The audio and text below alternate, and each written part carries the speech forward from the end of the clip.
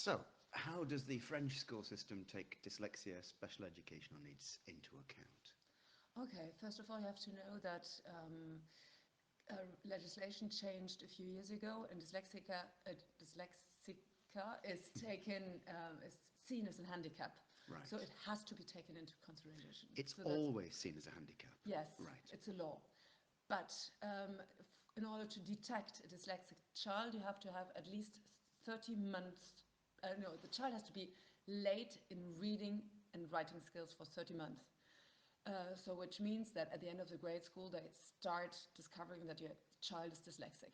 But at that time, children already lost confidence and don't want to learn any longer. So, and in order to prove that a child is dyslexic, you have to see a physician, and then you have to go and see the hospital in order to check whether your child has a mental disability.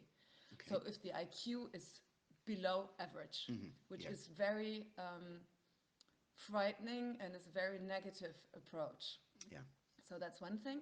But once a child has been acknowledged being dyslexic, everything is done in order to take into charge the child. But the teachers have no training on it, however. Right. Okay. So what then happens? So a child is certified as dyslexic, and what do they do? Well, it depends on the child. So they have to be, in general, a dyslexic child has to be followed by an how is it called? Orthophonist, something like this. Okay. Okay. Uh, Somebody who. yes, who tries to teach, I don't know, reading skills to the child on a Yeah. one-one basis. Yeah. Orthophonist. Yeah. Orthophonist is called. Okay. And in general, they give the advice what they are supposed to do. Most of the time is limited to the fact that teachers have to read instructions for the exams, or that they don't have to copy everything that is written on the board, but they have to give photocopies. Only that this doesn't correspond to reality. The child has to ask for those photocopies, Okay. and in general, they have to take somebody else's copybooks, go during the break to the teacher's room and get the photocopies done. And And the children don't like this. and what's the idea behind giving them photocopies? That Don't have to write.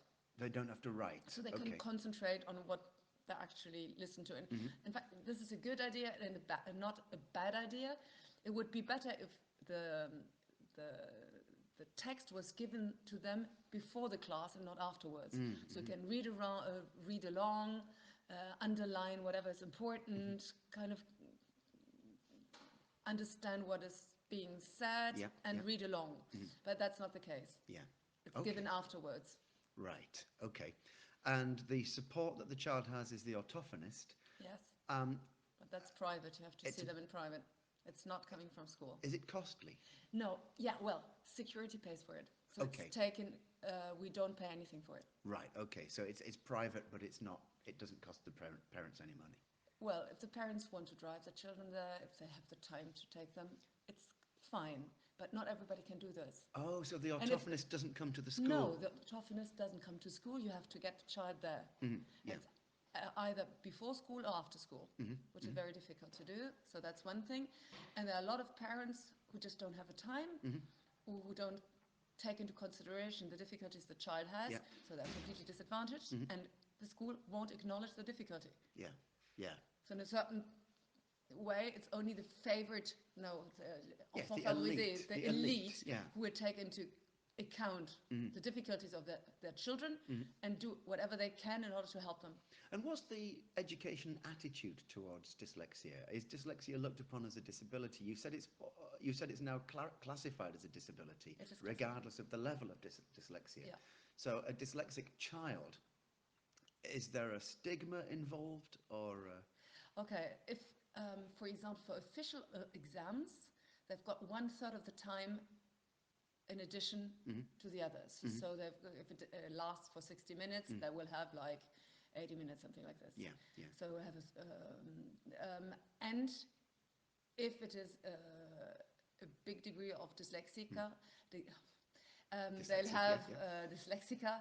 They may even have an assistant who writes the exam for them, so it's readable. Yeah. So they will write down exactly what the child says without making mistakes. And you say, if I may say, you've got a dyslexic child yourself. Yeah. And What are his experiences? Oh, the, what is his experience? The first thing is he doesn't want to be different from anybody else. Mm-hmm. So he's not going to make the approach and ask for the photocopies to be made. Mm. So what I have to handle at home is, I don't know, the content of the class that is just cut into half because he didn't have the time to copy everything, which is loaded with mistakes and misunderstandings. Yeah. He just doesn't, and he lost a lot of confidence. And does this affect his educational achievement? Yes. Well, educational achievement. He managed to get the brevet, so that's after when he's 14, they finished college with a brevet, and he got it. I think one of the reasons because he had an assistant. Yeah. He had a third time, so a third of the time in addition to the others. And I helped him a lot with mind mapping, etc., in order to get things done. But it took me a lot of energy, a lot of time, and he didn't want to go to school any longer in a certain way. It had an effect on his self-confidence. And now I decided to put him into a school where they did the second, which is I don't know which class it corresponds to in Britain, but they are 15 years old. They've got 3 more years to go in order to do their A levels, and he does this class in 2 years. Yeah. Yeah. So he's not kind of repeating his class, but he's kind of redoing some part of the previous class and So starting with the new. he's allowed to take his time over it. Yes, and there are a lot of dyslexic children in this class. I think out of 20, there are 16 dyslexic children. Right. So if that's the case, is the teaching in this class different from the teaching elsewhere? It is, fortunately, because they work in smaller groups, Yeah. so half groups, which makes it 10 to 12 students a group. Mm-hmm. In English, for example, they're doing theatre plays. They've got a project working on what is it called? They have to invent a product and defend the product in front of a jury. So they're working in groups, which is a lot more motivating. In history, they work with Asterix and Obelix. Yeah, so it's yeah. a different approach. It's more fun and it's less theoretical. Would that have helped in his earlier years at school? Yes, it would.